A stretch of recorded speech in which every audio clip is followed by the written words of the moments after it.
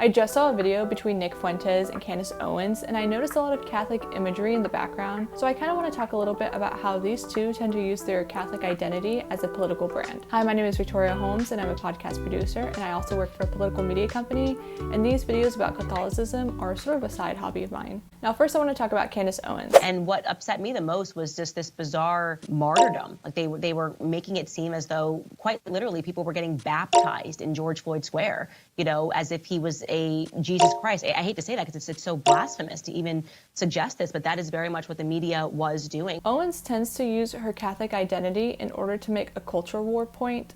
She uses it as a rhetorical tool to score points against the other side. And all Christians watching this need to realize the time is now to start speaking up, because we have been silenced about the things that are happening to us for a very long time. And the media is very clearly not our friend. You can say she kind of uses it as a prop, but Catholicism isn't just a prop for politics. According to the Catechism, the Church's mission is not political in nature, but religious. Now, that doesn't mean that Catholics should ignore politics. It just means that faith shouldn't be reduced to political ideology. Or the realest you know. Patrick Bet-David said, "Why do you say the N-word? It's to show people I'm real." Now, this section on Nick Fuentes is going to be a little bit longer because I have two critiques of him: his authoritarian nature and then also his anti-Semitic remarks. Nick Fuentes pushes Catholicism as an authoritarian ideology. We want a majority white country. We want nationalism. We're okay with authoritarianism. For him, Catholicism isn't about Christ. It's about power, control, and domination.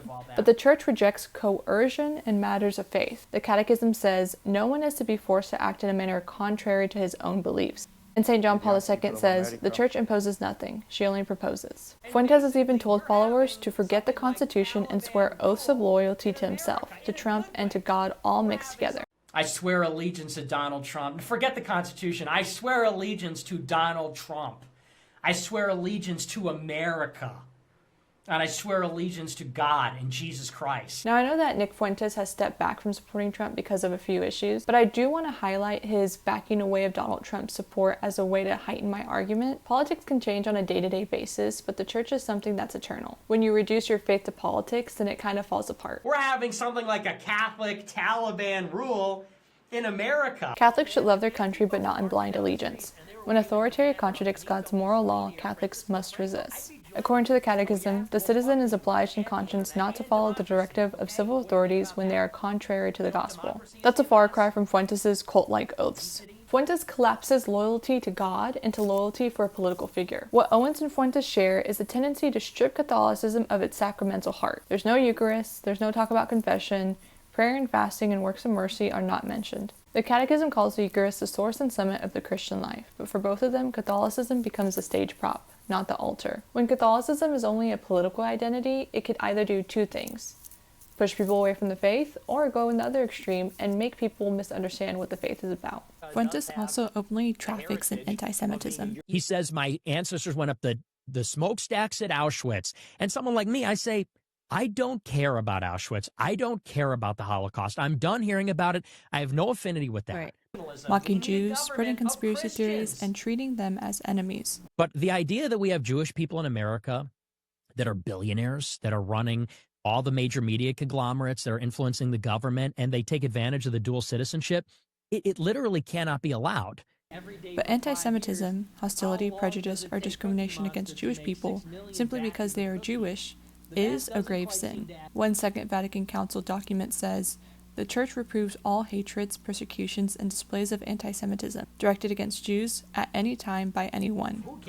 One of Nick's favorite arguments against Jewish people is this idea that they have a dual loyalty between Israel and whatever nation that they're a part of, and in this case that would be America, and that kind of goes against his America First agenda that he has going on, or his call-outs for America First.